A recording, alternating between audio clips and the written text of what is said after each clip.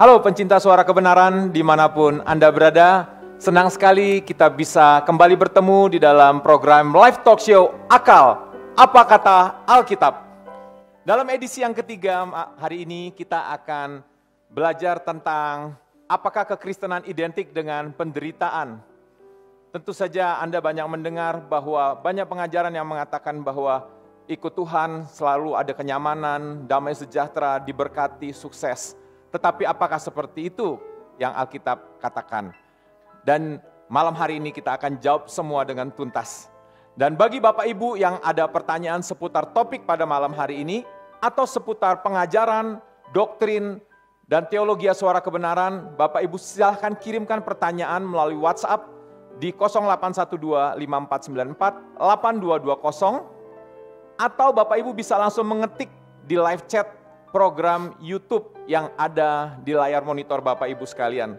Dan semua pertanyaan Bapak Ibu akan kami jawab secara tuntas malam hari ini bersama dengan narasumber kita, Pendeta Roni Runtukahu MTH. Selamat malam Pak Roni. Selamat malam Pak Bran. Puji Tuhan kita bisa kembali bertemu malam hari ini Pak Roni di dalam edisi yang ketiga ini sudah. Baik Pak Roni, Bapak Ibu sekalian, sebelum kita memulai talk show ini, saya ajak kita semua bersatu di dalam doa. Mari kita berdoa. Bapa di surga, kami mengucap syukur untuk kesempatan malam hari ini. Kami boleh kembali belajar kebenaran-Mu. Kami berdoa, berikan pencerahan, pewahyuan kepada kami, supaya kami boleh mengerti kebenaran-Mu. Urapi hamba-Mu, Pendeta Roni Runtukahu, juga supaya boleh menyatakan kebenaran-Mu yang bersumber dari firman-Mu di dalam Alkitab. Bapa, terima kasih untuk malam hari ini. Kami bersyukur, di dalam nama Tuhan Yesus kami berdoa. Amin. Amin. Amin. Baik Pak Roni, malam hari ini kita akan lanjut pembicaraan kita dengan topik yang tidak kalah seru dengan topik yang minggu lalu dan 2 minggu yang lalu yang sudah kita bicarakan. Apakah kekristenan identik dengan penderitaan ya Pak Roni? Sebagaimana kita ketahui hari-hari ini juga pengajaran banyak yang mengatakan bahwa ikut Tuhan itu semuanya terjamin. Kita bisa aman, damai, kita dipenuhi dengan segala berkat sehingga kita enjoy gitu Pak Roni. Tapi apakah seperti itu Alkitab yang Alkitab katakan Pak Roni tentang kekristenan? Gimana Pak Roni? Untuk menjawab pertanyaan ini, kita harus kembali kepada Alkitab, saudara. Jadi semua pertanyaan yang dipertanyakan selalu harus didasari oleh kebenaran Alkitab, bukan kepada doktrin. Ya, saya tegaskan di sini bahwa kita tidak membahas mengenai doktrin tertentu atau ajaran tertentu, tapi kita menganut ajaran yang diajarkan oleh Tuhan Yesus yang tertulis di dalam Alkitab. Ya.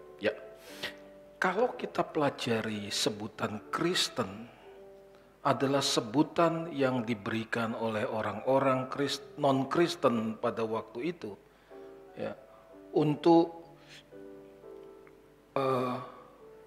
diberikan kepada murid-murid dan para pengikut Tuhan Yesus, di mana ketika orang luar melihat gaya hidup yang dijalani oleh murid-murid Tuhan Yesus dan para pengikut Tuhan Yesus pada waktu itu, mereka langsung bisa menyimpulkan bahwa ini adalah para pengikut Yesus. Ini adalah pengikut Yesus. Oleh karena itu, identitas mereka itu karena orang luar yang memberikannya, bukan orang Kristen yang memproklamirkan bahwa dia adalah Kristen, tetapi orang luar. Begitu mereka melihat gaya hidup yang dijalani oleh murid-murid dan orang-orang yang percaya pada waktu itu, mereka langsung mengatakan, ini Kristen. Jadi julukan itu diberikan kepada mereka dari orang luar.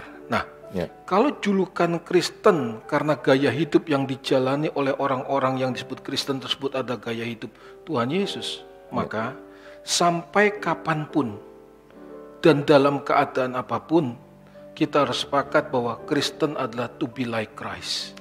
Menjadi seperti Kristus. Ini dasarnya. Kristen adalah menjadi seperti Kristus. Jadi kalau hari ini kita melakukan aktivitas kita sebagai orang Kristen, atau kita dengan nama Kristen, atau kita mengaku bahwa kita adalah orang Kristen, maka sudah seharusnya kita mengikuti gaya hidup Tuhan Yesus. Ya. Nah, untuk dapat mengikuti gaya hidup Tuhan Yesus harus melewati sebuah perjuangan, saudara. Bukan otomatis kita bisa langsung memiliki gaya hidup Tuhan Yesus. Nah, ini yang saya mau katakan. Dalam proses perjuangan untuk memiliki gaya hidup Tuhan Yesus inilah kita alami penderitaan. Alami penderitaan. Kenapa?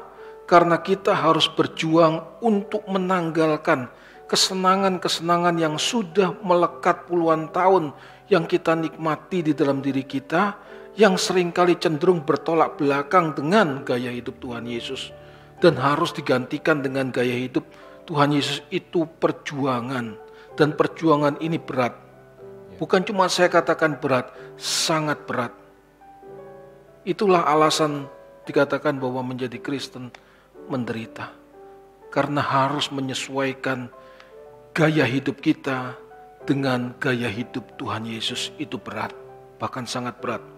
Contohnya sederhana, waktu kita punya kesempatan untuk berbuat dosa, tapi demi untuk memiliki gaya hidup Tuhan Yesus, kita harus memutuskan untuk tidak mengikuti tawaran berbuat dosa yang dengan mudah bisa kita lakukan.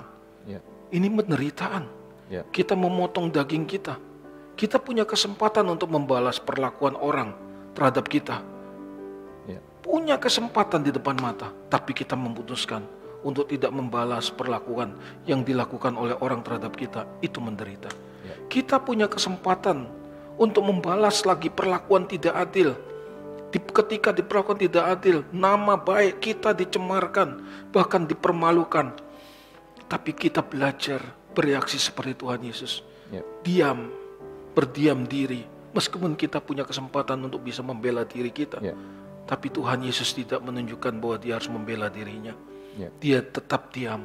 Ini menderita. Ketika kita punya kesempatan untuk menikmati hidup dengan senikmat-nikmatnya, tetapi demi untuk pekerjaan Tuhan yang lebih besar, kita melepaskan kesempatan-kesempatan itu untuk menikmati hidup demi kepentingan kerajaan surga yang lebih besar. Itu menderita. Jadi menderita itu jangan dibayangkan horor, Pak Brent. Horor. Tapi inilah konsekuensi hidup orang Kristen. Kalau dia mengatakan Kristen, konsekuensinya dia harus mengikuti gaya hidup Tuhan Yesus. Paulus keinginan yang sangat kuat di dalam dirinya adalah mengikuti gaya hidup Tuhan Yesus. Yang aku kehendaki mengenal dia, persekutuan dalam penderitaannya, supaya aku menjadi sama dengan dia. Iya kan? Nah, coba saudara Pak Brent, selama ini bagaimana yang diajarkan di balik mimbar? Intinya ada barter. Paulus membarter. Kalau dikatakan dalam Filipi 3 ayat 10 tadi, kita lihat Filipi 3 ayat 7. Dia mengatakan segala sesuatu ku anggap rugi karena Kristus. Bahkan segala sesuatu aku anggap sebagai sampah. Proses barter inilah yang membuat kita menderita. Jadi saya ulangi, penderitaan itu jangan dibayangkan dengan hal yang horor. Kalau zaman jemaat mula-mula, untuk bisa mengikuti gaya hidup Tuhan Yesus, maka mereka harus alami aniaya dan penderitaan secara fisik. Kalau sampai Tuhan izinkan itu karena mereka masih gereja bayi, gereja baru lahir. Jadi Tuhan Yesus seolah-olah dalam tanda kutip harus memakai penderitaan fisik untuk memaksa mereka menjalani gaya hidup seperti Tuhan Yesus. Pertanyaannya begini, untuk apa Tuhan izinkan penderitaan? Supaya hati mereka terarah kepada janji Tuhan yang mengatakan bahwa di rumah Bapakku banyak tempat tinggal dan aku menyediakan bagi kamu di mana aku ada, supaya di mana aku ada kamu berada. Supaya mereka mengarahkan hati mereka kepada janji Tuhan di sana. Jauh lebih indah bersama Tuhan daripada menikmati kesenangan dunia. Begitu. Nah, sedangkan di zaman sekarang, gereja sudah hampir berusia 2000 tahun. Seharusnya kita sudah bertumbuh dewasa dong. Ya. Betul nggak? Ya. Mungkin Tuhan tidak pakai penderitaan secara fisik. Tuhan tidak pakai kita mengalami penderitaan secara fisik. Ya.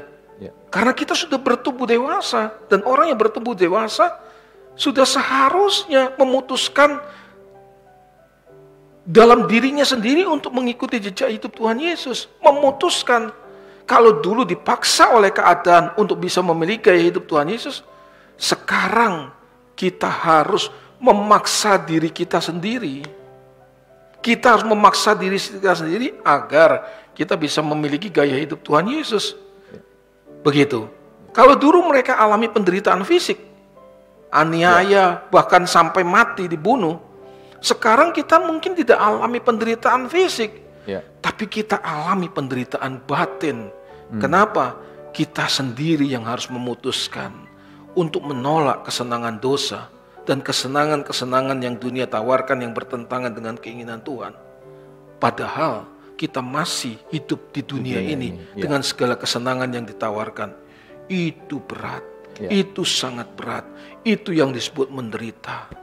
Kalau dulu kita bisa menjalani hidup sesuka hati, apa yang kita mau kita lakukan, tanpa memikirkan apakah yang kita lakukan ini menyenangkan hati Tuhan atau tidak.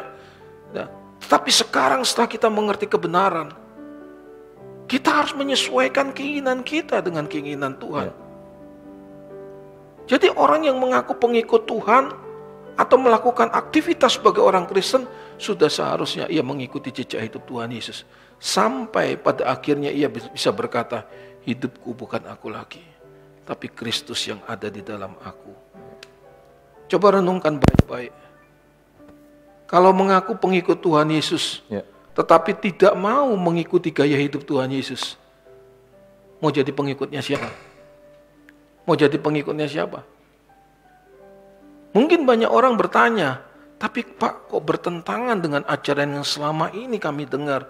Saya mengerti teologi itu seperti karet, bisa ditarik kemana saja, kesana kemari.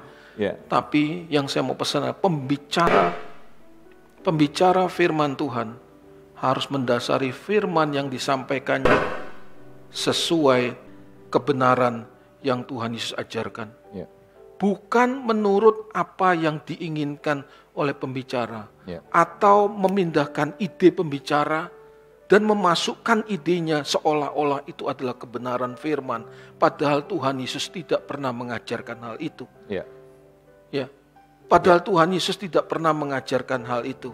Oleh karena itu, para pembicara firman Tuhan, pembicara di balik mimbar, harus memiliki sebuah perjumpaan pribadi dengan Tuhan setiap hari, supaya firman yang disampaikan dapat memberikan kehidupan kepada pendengarnya. Nah, di tengah dunia yang makin rusak, banyak orang sudah tidak memperdulikan perasaan Tuhan, sibuk menjalani hidup hanya untuk kesenangannya sendiri. Nah, ini yang saya mau kasih tahu, Pak. Dibutuhkan kebenaran firman Tuhan yang makin kuat untuk disampaikan kepada generasi ini.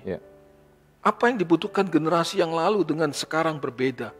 Karena dunia yang makin rusak, dosa yang makin merajalela, harus ada kebenaran yang disampaikan dengan kuat, supaya orang percaya sadar dan tidak terbawa lagi oleh arus dunia, tetapi makin belajar untuk menyesuaikan hidupnya dengan apa yang Tuhan inginkan. Saya ingin memberikan sebuah gambaran, Pak. Hari-hari ini kita tahu bersama masa-masa krisis. Kita tidak pernah menyangka 8 bulan lalu, restoran-restoran besar turun ke jalan untuk menjual makanannya. Kita lihat ada Pizza Hut, ada Tawan, KFC juga. Demi untuk menjual produknya. Nah, sekarang yang saya mau kasih tahu adalah, kalau firman Tuhan disampaikan dengan pesan-pesan yang lemah, seperti yang sekarang ini disampaikan, Tuhan itu baik, Tuhan itu menolong, Tuhan memulihkan, kamu orang yang hebat, tetapi tidak ada implikasi yang konkret. Apa ukuran hebat? Apa karena Kristen otomatis akan menjadi hebat? Jargon-jargon seperti inilah yang buat kekristenan menjadi lemah. Tidak bisa mengubah orang percaya. Makanya jangan heran kalau gereja akan ditinggalkan oleh banyak orang, saudara. Jadi bahan olok-olok, dipermalukan. Kalau disampaikan kebenaran dengan benar-benar murni saja, sulit untuk mengubah orang. Apalagi kalau firman itu disampaikan bukan yang diajarkan oleh Tuhan Yesus. Atau firman yang lemah, bisa kompromi dengan dosa. Itu. Nah, terakhir izinkan saya bertanya sebenarnya. Untuk apa sih hamba Tuhan itu berkhotbah? Untuk apa sih mengajarkan kebenaran? Coba Pak, untuk apa hamba Tuhan itu berkhotbah dan mengajar kebenaran? Jawabannya cuma sederhana kan? Supaya orang yang mendengar ajaran yang disampaikan berubah. Ya, betul nggak? Ya. Nah kalau nggak berubah, untuk apa diajarkan kebenaran? Ya. Nah, pertanyaan yang kedua begini, apa parameter berubah? Ya. Berubah itu seperti apa? Ya. Nah, jawaban sederhana, kalau kita ingin jadi pengikut Tuhan Yesus, maka kita harus berubah menjadi seperti Tuhan Yesus yang sudah menebus kita. Begitu. Jadi pembicara harus alami perubahan lebih dahulu. Proses perubahan lebih dahulu. Supaya apa yang dia sampaikan itu memiliki sebuah kekuatan untuk menantang orang yang mendengarkannya berubah. Oke. Itu yang bisa saya sampaikan, Pak. Siap, Pak Roni. Pak Roni, ini sebelum nanti kita akan lanjut ke topik, ini sudah Bapak Ibu sudah banyak ini pertanyaan ya. Jadi saya mengucapkan juga sekali lagi, saya mengucapkan banyak terima kasih untuk Bapak Ibu yang sudah memberikan pertanyaan sepanjang seminggu ini kepada kami, dan kita akan berikan pertanyaan tersebut, kita akan bahas pertanyaan tersebut malam hari ini. Jadi kami mengucapkan banyak terima kasih untuk Bapak Ibu. Jadi di sini juga ada pertanyaan, nanti sebelum kita akan jawab semua pertanyaan ini, jangan lupa juga Bapak Ibu untuk subscribe channel Making Life Better Community. Ya Bapak Ibu, subscribe tidak bayar, ya gratis. Jadi Bapak Ibu yang diberkati silakan subscribe supaya Bapak Ibu bisa terus mengikuti semua program-program yang kita berikan sepanjang minggu kepada Bapak Ibu sekalian. Ya. Baik, jangan lupa juga Bapak Ibu untuk share, ya. Kalau Bapak Ibu diberkati melalui konten ini, Bapak Ibu boleh share. Nah, baik Bapak Ibu, kita akan langsung kepada pertanyaan Pak Roni. Pertanyaan yang pertama, ini sudah masuk. Saya mau bertanya, apakah penderitaan menjadi orang Kristen harus dialami seumur hidup? Nah, itu Pak Roni, seumur hidup. Ya. Jadi begini, kalau kita mau menyesuaikan hidup, seperti tadi yang saya sampaikan bahwa kita harus sepakat dahulu bahwa Kristen adalah to be like Christ. Nah, kalau kita ingin menyesuaikan hidup kita dengan hidup yang dijalani oleh Tuhan Yesus, ya kita harus berjuang seumur hidup. Berjuang seumur hidup, maksudnya apakah penderitaan? Loh, kita menyesuaikan hidup dengan Tuhan Yesus itu pasti menderita, tetapi ingat Pak, kalau seseorang terbiasa berolahraga, hari pertama, hari kedua, hari ketiga, hari ke-10, mungkin dia akan merasa lelah, capek. Awalnya. Tapi kalau sudah terbiasa, ya melatih dirinya, tubuhnya untuk berlatih, tidak ada masalah. Mungkin bagi orang luar melihat ini penderitaan, tapi bagi kita tidak masalah. Karena kita tahu yang pertama kita sudah terbiasa. Yang kedua, yang lebih luar biasa lagi adalah kita tahu perjuangan kita mau kemana. Jadi begini Pak, kalau orang itu tahu ada sebuah tambang misalnya, ekstrimnya tambang emas, yang dalam, yang banyak sekali, dia akan berjuang habis-habisan untuk bisa memperoleh emas itu kan. Nah, demikian juga kalau kita tahu nanti kita akan dipermuliakan bersama Tuhan Yesus. Dan kita bisa menghayati betapa hebatnya ketika kita dipermuliakan.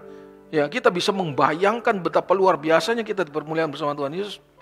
Kita menganggap bahwa penderitaan yang kita alami sekarang ini tidak sebanding dengan kemuliaan kekal yang akan kita terima nanti. Itu yang bisa saya sampaikan. Pak Roni, ini juga mungkin ada pertanyaan dari anak muda ya. Katakan, loh nanti katanya kalau sudah tua juga susah kan, orang tuanya juga susah gitu ya, Pak Roni.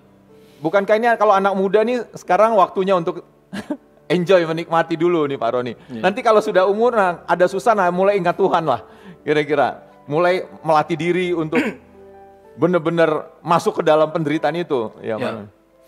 Saya Dulu waktu masih muda juga berpikir seperti itu. Ya. Ya. Bahkan saya pernah berdoa bahwa Tuhan, saya tahu yang saya lakukan ini berdosa. Benar, saya pernah berdoa begitu. Ya, sadar ya Pak ya, Saya tahu ya. tahu. Ya.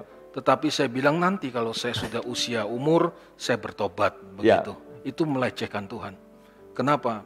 Karena yang pertama, seperti yang selalu saya ulang-ulang bahwa kita tidak pernah tahu kapan usia kita berakhir. Ya. Ya. Jadi seperti yang saya katakan minggu kemarin, daun hijau pun bisa gugur. Ya. Ya. Ya. Kita nggak pernah tahu usia kita loh. Jangan berpikir, oh 70 tahun, oh ya nanti kita mati nanti 70 tahun. Belum tentu. Ya. Nah, yang pertama begitu. Nah, ketika kita mati, kita harus menghadap tahta pengadilan Kristus untuk mempertanggungjawabkan seluruh hidup yang sudah kita jalani. Yang kedua, kalau seseorang terbiasa menjalani hidup dengan tidak benar dari sejak usia muda, ya terus menerus dia jalani, dia jalani, maka akan ada satu titik dia tahu apa yang dilakukan salah, dia tahu apa yang dilakukan berdosa, tapi dia tidak sanggup untuk kembali lagi ke jalan Tuhan yang benar. Nggak sanggup untuk berubah. Point of no return, tidak bisa kembali lagi, karena sudah terikat, terbelenggu dengan dosa dan kesenangan-kesenangannya yang selama ini dia hidupi. Jadi kalau di sini ada orang muda yang mendengarkan kebenaran firman ini, saya cuma ingin sampaikan, jangan main-main dengan kesempatan yang Tuhan beri, karena tidak ada kesempatan dua kali lagi yang Tuhan bisa berikan. Kalau hari ini engkau mendengar dan engkau melihat bahwa aku harus berbalik, ini saatnya engkau berbalik dari jalan-jalanmu yang salah kepada jalan-jalan Tuhan. Itu yang bisa saya sampaikan, Pak Bren. Siap. Nah, Pak Roni, sebelum nanti kita akan jawab pertanyaan lagi, saya tadi tertarik sekali dengan pernyataan Pak Roni tadi ya. Artinya kita ada kesempatan tapi kita nggak menikmati. Nah, kan begini, kita sendiri kan hidup di dunia ini yang menawarkan segala kenikmatan sekarang, Pak Roni. Iya. Ya kan? Maksudnya banyak orang Kristen lain pun juga enjoy aja. Artinya berjalan bersama-sama menikmati dunia ini dan juga dia sungguh-sungguh seolah-olah dia mencari Tuhan. Nah, pertanyaan saya, apakah bisa seperti itu? Kita nggak harus terlalu menderita ya, enjoy aja Pak Roni. Kita juga mengikuti Tuhan, tapi juga kita bisa menikmati dunia ini. Mungkin nggak seperti itu Pak Roni? Tuhan berkata tidak mungkin seseorang bisa mengabdi kepada dua Tuhan. Gitu ya. Jadi poinnya adalah nggak usah dipandang sebagai sesuatu yang ekstrim. Bagaimana bahwa kalau memilih Tuhan itu kita tidak bisa menikmati hidup. Kenapa? Karena Tuhan menciptakan kita dengan sisi kemanusiaan di mana sisi kemanusiaan itu tidak pernah diambil dari dalam diri kita. Artinya bahwa memang Tuhan ciptakan seluruh isi dunia ini untuk dinikmati oleh kita anak-anaknya.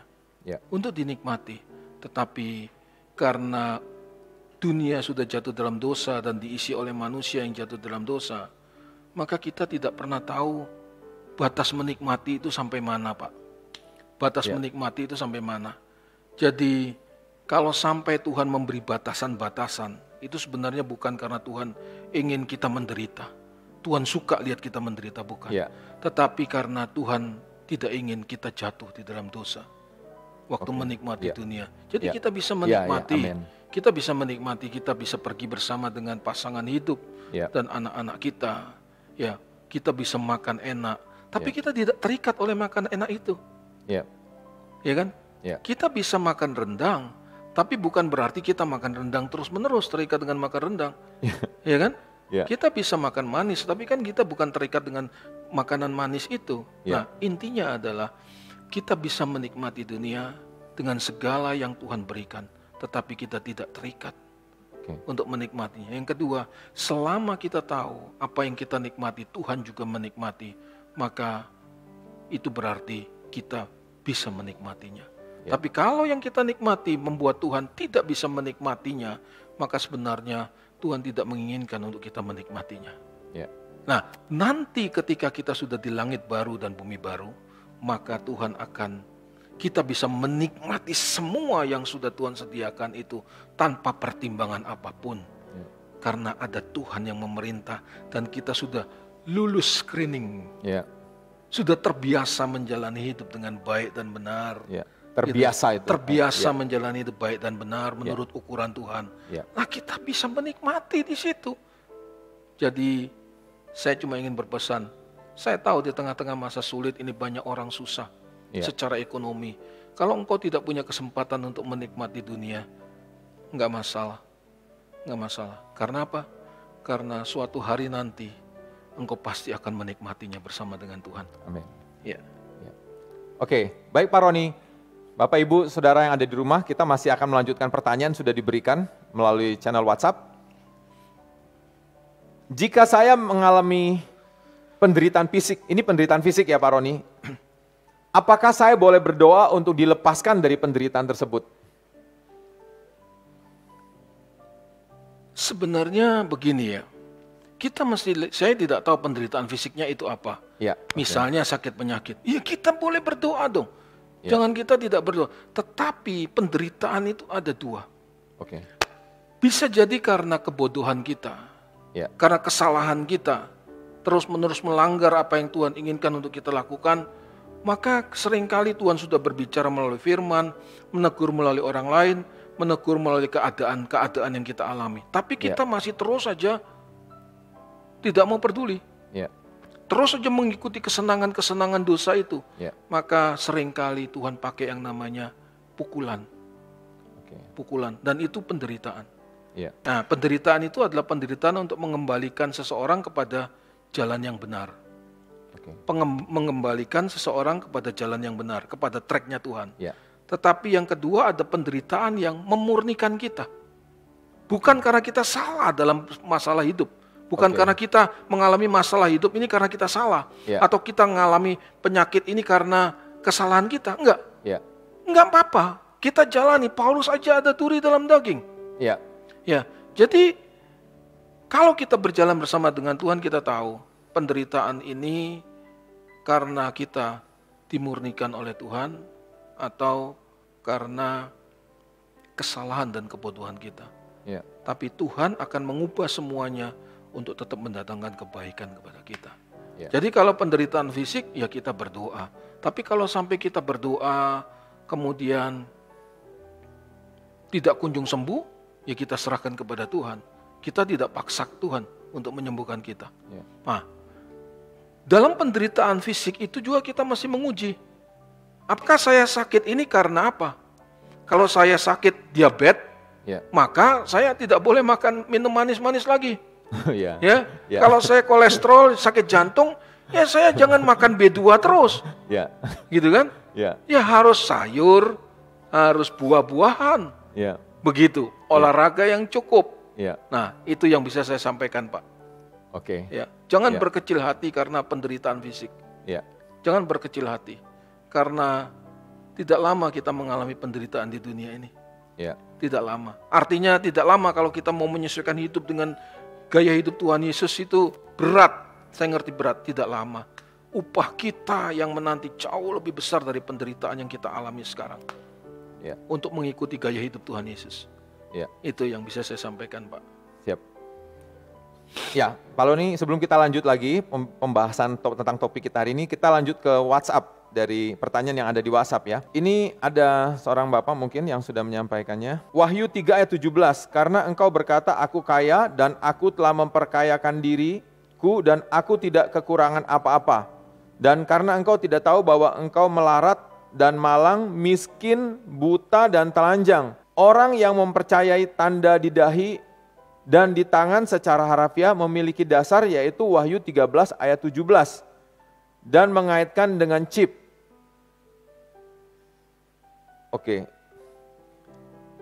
Coba jelaskan Wahyu 13 ayat 17. Ini maksudnya coba jelaskan Wahyu 13 ayat 17 ya. Jadi kalau ada jemaat yang cinta Tuhan tapi hidupnya menderita, apakah ada yang salah nih Pak Roni? Kalau orang itu cinta Tuhan dan dia menderita, saya tidak mengerti maksudnya jelaskan Wahyu 13 ayat 17 itu ya pertanyaannya. Tapi saya jawab apa yang bisa saya mengerti saja.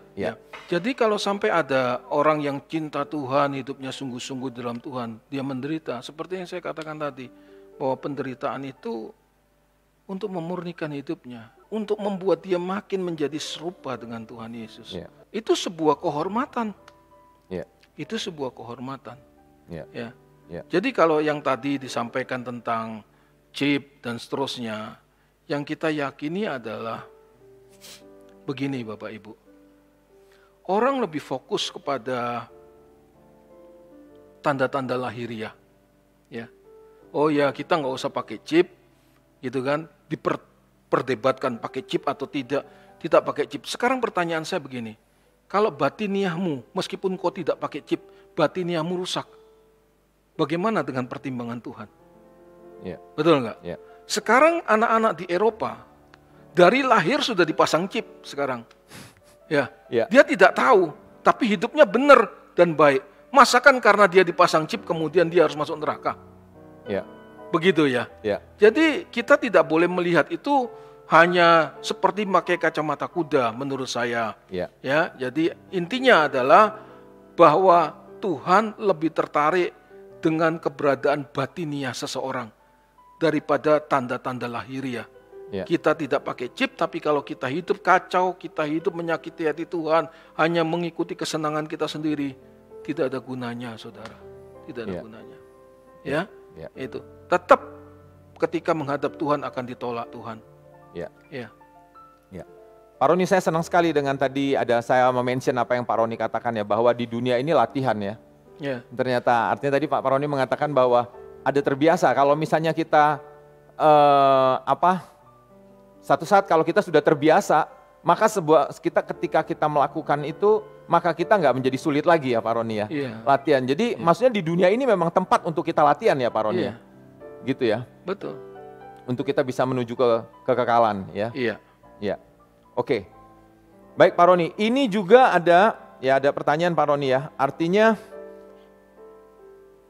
memang sebenarnya pertanyaannya begini Pak Roni, apakah kekristenan ini sebenarnya identik ya seperti tadi kita ngomong ke pertanyaan yang awal. Sebenarnya kekristenan ini identik sebenarnya kita dengan kenyamanan atau sebenarnya identik dengan kenyamanan dalam arti begini, Tuhan akan menyediakan segala yang kita perlukan ya Bapak Ibu dan saudara sekalian, Tuhan yang akan melindungi, mencukupkan kita ya, kita nggak perlu khawatir ya, terutama di dalam era pandemi ini Pak Roni, banyak orang kan juga mengatakan kita dalam perlindungan Tuhan.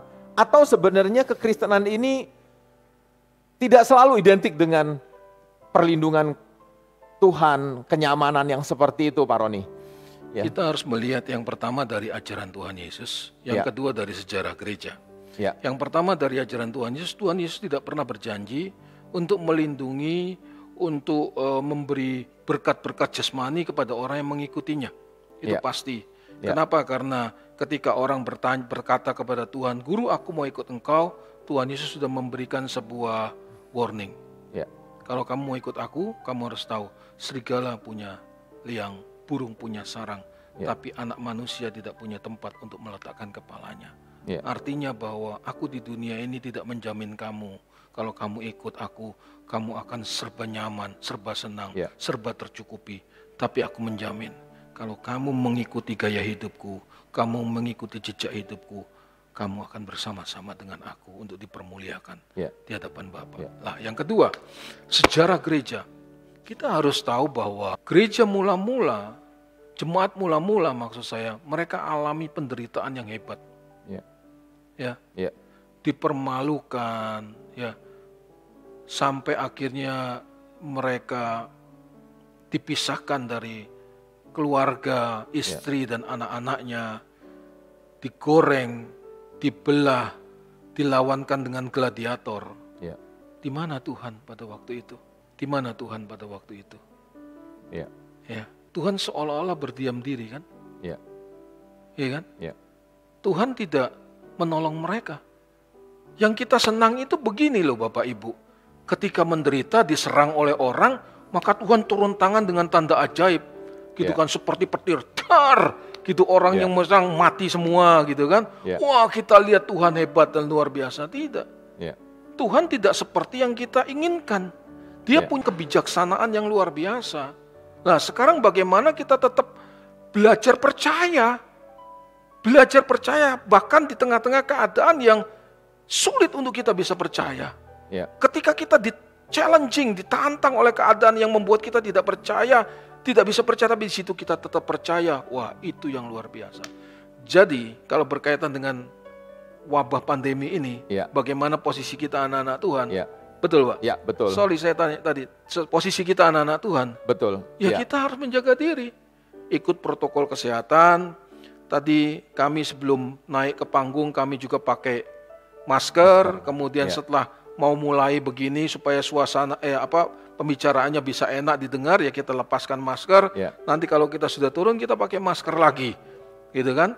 Nah, kalau kita pulang rumah kita tidak pakai masker, begitu. Jadi kita ikut protokol kesehatan, kita jaga jarak dengan orang lain dan seterusnya. Kalau kita nggak perlu, kita nggak usah keluar rumah, gitu kan? Tetapi kalau misalnya kita sudah jaga jarak, kita sudah ikuti protokol, tetapi pada akhirnya kita terkena, bagaimana? Jangan dianggap aib, jangan dianggap aib, ya. Ya udah, kita bereskan aja, kita berjuang untuk kembali sehat, begitu. Urusan kita hidup atau tidak itu kedaulatan Tuhan, tapi kita juga harus berobat. Jadi jangan begini, oh ya udah kesempatan kita mati ketemu Tuhan, kita bisa menikmati hidup bersama Tuhan. Bukan begitu caranya. Begitu ya. Itu yang bisa saya sampaikan, Pak. Ya, oke. Ya, Pak Roni, ini menarik ya, karena juga hari-hari ini kan seperti di kekristenan ini seperti ada ayat juga ini Pak Roni. Ya, seperti ada ayat-ayat yang khusus perlindungan. Nah, ketika pandemi ini banyak juga orang yang menggunakan ayat, sekalipun 1000 orang rebah di sisi kirimu, ya engkau tetap akan aman ya, Tuhan adalah perlindunganmu. Nah, itu menurut sebenarnya itu bisa kita terapkan, aplikasikan kita seperti itu atau bagaimana menurut Pak Roni? Saya pikir kalau kita dikatakan bahwa kita harus mengasihi Allah dengan akal budi, kita harus pakai akal kita. Jadi boleh-boleh saja kita mengucapkan ayat-ayat firman tersebut. Tapi jangan sampai kita gunakan ayat firman itu sebagai sebuah mantra. Nah, jadi kalau mantra itu artinya begini, kalau kita keluar rumah, gitu kan? Kemudian kita sebut ayat firman itu seperti yang tadi Pak Bren sampaikan, dan seolah-olah ayat itu melindungi kita, ya kan? Nah, itu yang bahaya, begitu. Jadi kita jangan pakai ayat itu untuk memproteksi diri kita, atau karena kecerobohan kita pakai ayat itu. Yang penting saya pakai ayat itu saya akan terproteksi sempurna. Ini kebodohan-kebodohan seperti ini harus tidak boleh ada dalam hidup kekristenan hari-hari ini. Ya, jadi tidak masalah mengucapkan firman, ya, tidak masalah. Tetapi jangan sampai firman itu kita pakai sebagai sebuah mantra, Ya, itu saja, Pak. Bapak Ibu, dimanapun Anda berada, jangan lupa kalau Bapak Ibu ada pertanyaan seputar topik kita malam hari ini, apakah kekristenan identik dengan penderitaan? Bapak Ibu boleh kirimkan pertanyaan Bapak Ibu melalui WhatsApp di 081254482220, atau juga boleh langsung menuliskannya di live chat yang ada di channel YouTube Bapak Ibu sekalian. Ya, nanti kita akan langsung jawab pada malam hari ini bersama dengan narasumber kita. Ya, dan juga Bapak Ibu jangan lupa untuk subscribe kalau Bapak Ibu diberkati melalui apa yang sudah disampaikan di channel Making Life Better Community. Bapak Ibu boleh subscribe sehingga Bapak Ibu juga akan mendapat informasi-informasi dan konten-konten yang kita berikan kepada Bapak Ibu setiap minggunya, ya. Dan jangan lupa Bapak Ibu juga boleh like, share kalau Bapak Ibu diberkati oleh oleh apa yang kami bagikan di channel Making Life Better Community dan juga melalui program Live Talk Show ini, ya.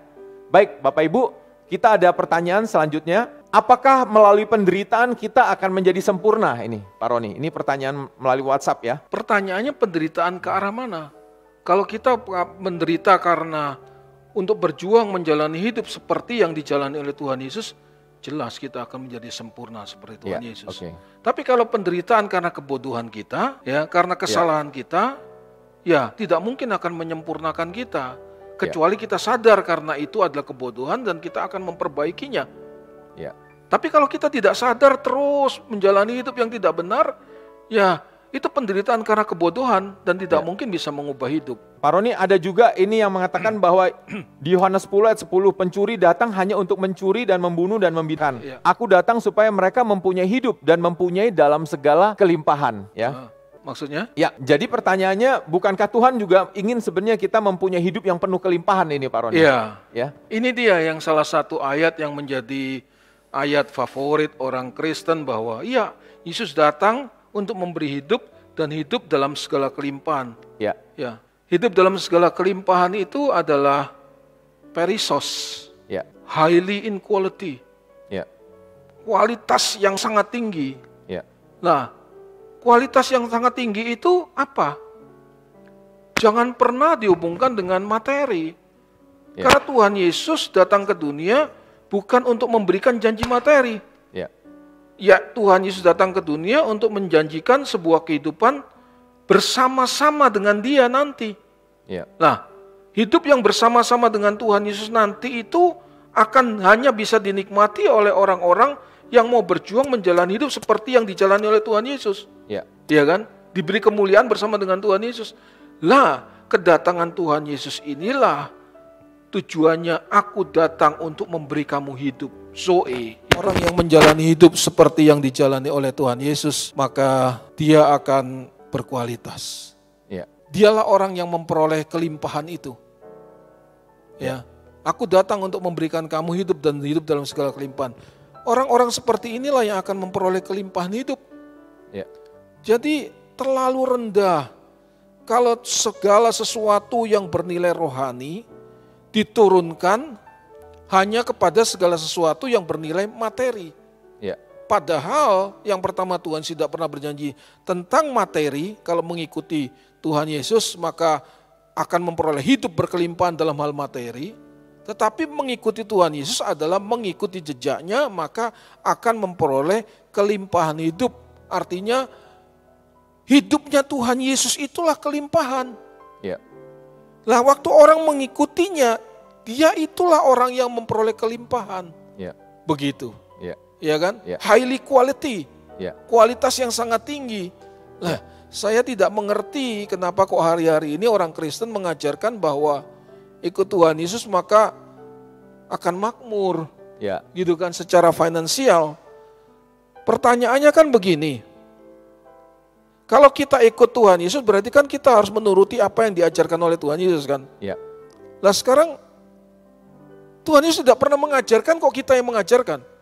Ya. Tuhan Yesus tidak pernah mengajarkan, hamba-hamba Tuhan yang sekarang ini mengajarkan seperti itu. Ya. Nah ini ajaran siapa? Ya. Lah kita kan tidak pernah sampai kepada tujuan hidup yang sesungguhnya. Ya. Yaitu menjadi serupa dengan Tuhan Yesus. Ya. Itu persoalannya hari-hari ini di dalam gereja. Ya. Gereja hanya tempat untuk menawarkan hal-hal yang bersifat sementara dan fana. Ya.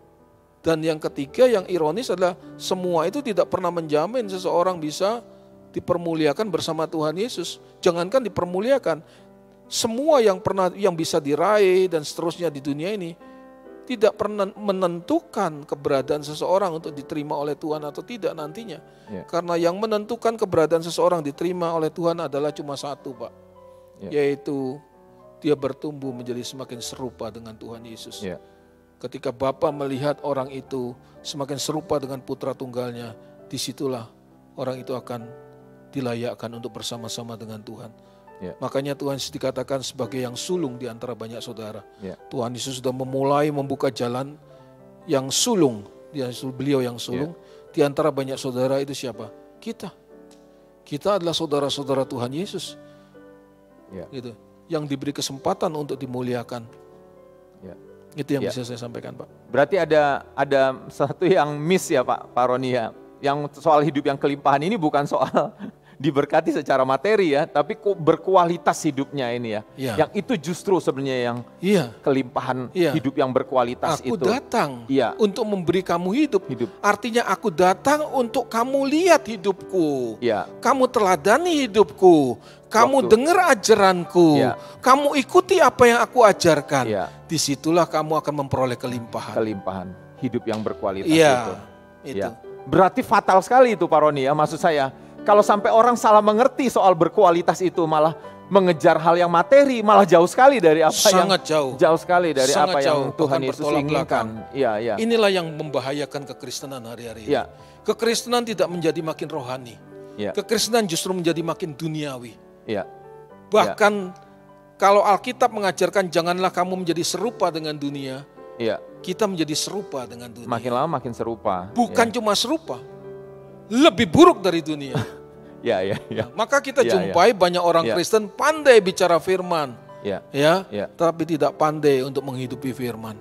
Dia bisa mengajarkan, bisa menasihati dari mimbar, tapi pada akhirnya dijumpai seringkali dia justru tidak menghidupi firman itu. Dia mempermalukan Tuhan. Karena dia menjadi hamba Tuhan, tapi dia tidak menjadi hamba Tuhan yang baik. Menarik sekali Pak Roni. Kita sebenarnya bicara tadi soal kelimpahan ini ya Pak Roni, kemelesetan yang cukup jauh ini yang membuat hidup orang jadi benar-benar pengejarannya berbeda. Itu pasti akan menentukan pengejarannya juga ya Pak Roni ya. Jelas. Kalau dia berpikir bahwa hidup kelimpahan itu Tuhan akan menyediakan kelimpahan di dunia ini, maka yang dia kejar kan jadi seperti itu, seolah-olah materi. Waktu dia mengejar materi dia berjalan bersama Tuhan ya. Seolah-olah berjalan bersama Tuhan. Iya, dia berjalan tapi bersama pada Tuhan. Kenyataannya dia tidak berjalan bersama Tuhan. Iya. Dia menciptakan jalannya sendiri. Iya. Iya kan? Tuhan Yesus berkata, Tuhan Yesus memberikan sebuah sinyal, ikuti teladan hidupnya. Iya. Iya kan? Jadikan semua bangsa muridku. Iya. Artinya kan harus mengikuti ajaran Tuhan Yesus kan? Iya. Lah sekarang tidak. Iya. Lah banyak orang mengaku murid Tuhan Yesus, tetapi sebenarnya mereka bukan murid. Iya. Bukan murid. Maka nanti ujungnya terakhir itu Tuhan berkata, aku tidak kenal engkau, hai engkau pembuat kejahatan, nyala daripadaku. Itu parameternya. Ya. Nah sekarang kita tidak mau berdebat siapa yang paling benar. Ya. Tetapi poinnya adalah kami memilih segmen ini. Ya. Yaitu kita kembali kepada ajaran Tuhan Yesus. Itu saja. Kita kembali kepada ajaran yang pernah diajarkan oleh Tuhan Yesus. Kita tidak mau berdebat, tapi lihatlah buahnya. Ya. Lihatlah buahnya. Begitu saja, Pak. Ya. Ya. Ya. Baik Pak Roni, sebelum nanti kita masuk ke dalam hal topik yang kita sudah bahas, ini ada pertanyaan sebenarnya, tapi mungkin agak sedikit menyimpang ya, tapi ini sudah ditanyakan. Shalom, selamat malam Pak Roni. Aku mau tanya, bisa dijelaskan lebih rinci tentang Allah Tritunggal? Wah, ini Allah Tritunggal topiknya ya. Karena kami anak muda kalau bicara soal Allah Tritunggal nggak bisa mencapai kesimpulan yang pasti. Ya, mungkin ini anak muda ini Pak Roni, jadi bingung ya, artinya mau ngomong itu secara pasti pakai ilustrasi apa mungkin, atau ada nggak mungkin Pak Roni simpelnya ini ya? Kita kan selama ini diajarkan bahwa satu Allah tiga pribadi, di mana kalau ada yang namanya Pak Braniman di rumah berbeda, di kantor berbeda, di kerjaan berbeda, begitu kan? Jadi itu tiga pribadi, itu bingung Pak. Ya, itu nggak jelas selama ini. Atau Allah itu seperti lampu, ada arusnya, ada terangnya, kemudian ada lampunya, begitu kan? Nggak jelas. Kita nggak usah mengadopsi dari ajaran non-Kristen. Tapi kalau dikatakan Tritunggal, ya ada Allah, ada Anak, ada Bapa, ada Anak dan Roh Kudus. Jadi memang dari sejak dahulu memang ada Bapa dan ada Anak. Ada Bapa dan ada Anak. Dari dulu bersama-sama. Gitu kan? Anak bersama-sama dengan Bapa. Anak melihat apapun yang Bapa lakukan dan Bapa kerjakan. Anak memposisikan diri untuk taat, untuk benar-benar totally submission kepada Bapa. Ada Anak dan Bapa. Lah sekarang di mana Tritunggalnya?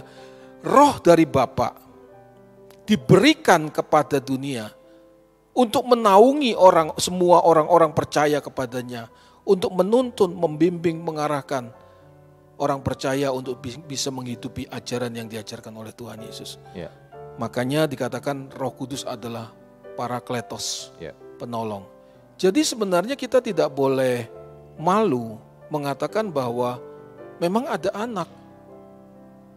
Anak itulah yang kita kenal dengan nama Tuhan Yesus Kristus. Gitu kan? Simple begitu. Kita nggak usah rame-rame teriak malu. Oh kalau gitu Tuhannya orang Kristen ada 2, ada 3, ada 7. Kita nggak pusing begitu. Memang pada kenyataannya ada Bapa dan ada Anak, itu aja. Iya kan? Sampai selama-lamanya dari awal memang ada Bapa dan ada Anak. Anaklah yang memperkenalkan dirinya sebagai Tuhan Yesus. Sebagai Yesus anak Allah. gitu kan. Inilah anak yang aku kasih, kepadanya aku berkenan, begitu ya. Jadi jangan malu untuk mengakui bahwa memang ada Bapa, ada anak gitu kan. Lah memang dari awalnya dikatakan bahwa ada Bapa, ada anak. Kita mau tanya ibunya di mana? Itu kita bagaimana kita mengukur hikmat Allah yang luar biasa begitu kan? Nggak bisa. Yang kita yakini adalah memang dikatakan di dalam Alkitab secara implisit, secara eksplisit sekalipun bahwa memang ada Bapa dan ada anak. Begitu. Iya. Jadi kita nggak usah bilang oh ini ada Allah dengan 3 pribadi, anak, Bapa, anak dan Roh Kudus. Segitiga dan seterusnya. Kita nggak usah bicara hal itu. Begitu kan? Lah ketika Yesus naik ke surga, maka roh Bapa diberikan kepada orang-orang percaya untuk menyertai orang-orang percaya supaya bisa hidup, menjalani hidup seperti yang Tuhan Yesus inginkan. Itu. Sesederhana itu berarti ya Pak Roni ya. Jadi nggak perlu pusing ya. Ini untuk anak muda ya, mungkin dipertanyakan oleh temannya ya, mungkin saudara ditanya teman, nggak perlu pusing ternyata ya, jawabannya ilustrasi segala macam, cukup jawab yang seperti itu ya, bahwa memang kenyataannya Allah kita ya, ada Allah Bapa, Putra dan Roh Kudus ya. Baik, Pak Roni, ini juga ada pertanyaan ya seputar apakah kita juga bisa, apakah menurut Pak Roni orang yang memperkatakan perkataan positif ini Pak Roni, kan ada ayat mengatakan bahwa hidup mati dikuasai oleh lidah, barang siapa suka memperkatakan akan menuai hasilnya. Ya, apakah kita orang Kristen sebenarnya boleh gitu seperti itu Pak Roni, juga memperkatakan ya bahwa kita akan terus naik, tidak turun, sehat ya. Kita harus pertama yang harus kita ketahui bahwa kita memang harus sebagai anak-anak Tuhan harus memperkatakan hal-hal yang baik dan benar ya. Positif itu termasuk perkataan positif itu termasuk dalam perkataan yang baik dan benar. Baik dan benar. Ya kan? Jadi itu harus, tetapi kalau sampai perkataan positif itu dipakai sebagai sebuah mantra, ya kan? Bahwa kita memperkatakan itu maka akan menjadi seperti yang kita katakan. Ini yang bahaya. Ya kan? Tuhan akan mengangkat kamu naik dan kamu tidak pernah turun dan menjadi ekor. Karena semua tujuannya untuk kepentingan kita. Saya dulu pun beberapa puluh tahun yang lalu, belasan tahun yang lalu, sempat ikut dengan cara-cara itu, Pak. Pagi hari bangun, kemudian kita berkati diri kita, Tuhan memberkati kamu jadi kepala bukan jadi ekor, jantung, ginjal, paru-paru, sehat di dalam nama Tuhan Yesus, begitu kan. Loh, kalau kita makan gak karu-karuan, bagaimana kita bisa sehat? Hanya dengan kita ngomong firman, kita pikir bahwa itu akan merubah hidup kita. Enggak dong, Tuhan juga kasih kita tanggung jawab. Tanggung jawab. Jadi boleh tidak? Tergantung. Kalau misalnya kita ngomong orang percaya, harus kita mengatakan yang positif dong. Iya kan? Tetapi kalau perkataan positif itu tujuannya sebagai sebuah mantra supaya yang kita katakan itu jadi seperti yang kita mau. Nah, ini yang bahaya. Nah, kita harus lihat dulu hidup kita bagaimana. Kalau kita tukang bohong, tukang tipu, kamu tidak menjadi ekor gitu kan, kamu akan jadi kepala. Akan terus naik menjadi kepala. Nah, ini yang ngeri. Ini nggak jelas-jelas. Mungkin orangnya kerjanya juga nggak rajin, tapi dia memperkatakan gitu maksudnya. Coba kita lihat orang malas, ya kan? Alkitab aja berkata bahwa kalau orang malas, apa? Tidak usah makan. Nggak usah makan. Iya kan? Belajar kepada semut. Jadi maka kita ada ini untuk berusaha untuk membenarkan apa yang selama ini kurang benar. Bukan berarti kita merasa paling benar ya. Tapi memang pada kenyataannya praktek-praktek Kristen hari ini cukup banyak yang menyimpang. Dan kita harus berani untuk berbicara lantang akan kebenaran. Bukan merasa bahwa kita lebih hebat dari orang lain atau kita merasa paling hebat. Tapi intinya kita mau belajar untuk berbicara kebenaran saja. dan jelas kita mau menghidupi kebenaran yang kita yakini. Ya. Ya Pak. Ya, menarik sekali ya Pak Roni tentang artinya kita harus juga bertanggung jawab ya. Bukan hanya kita memperkatakan yang positif, tapi hidup kita juga, pola hidup kita juga harus bertanggung jawab. Ya, bekerja dengan rajin, ya menjaga kesehatan ya, dan banyak hal lagi ya.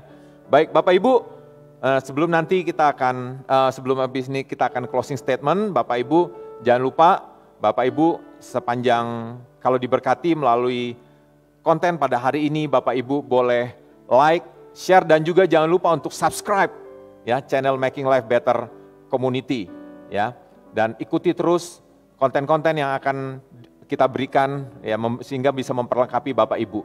Baik Pak Roni, kita sudah ada di akhir dari segmen pada hari ini. Pak Roni mungkin bisa memberikan closing statement dari topik kita pada hari ini, apakah kekristenan identik dengan penderitaan? Ya, makasih Pak Bren. Ya. Saudara, jangan takut untuk menghadapi penderitaan. Saudara harus yakin bahwa Kristen itu adalah to be like Christ. Ya, tidak ada yang lain. Jadi kalau kita melakukan aktivitas Kristen atau kita mengaku orang Kristen, maka kita harus menjadi sama seperti Kristus. Ya. Bagaimana Tuhan Yesus pernah hidup 2000 tahun yang lalu, itu kita aplikasikan dalam kehidupan modern yang sekarang ini kita jalani. Ya. Itulah Kristen. Itulah Kristen. Jadi kalau kita berjuang untuk mengikuti gaya hidup seperti yang dijalani Tuhan Yesus, pasti tidak menyenangkan bagi daging. Ya. Pasti kita tidak nyaman menjalani hidup seperti itu.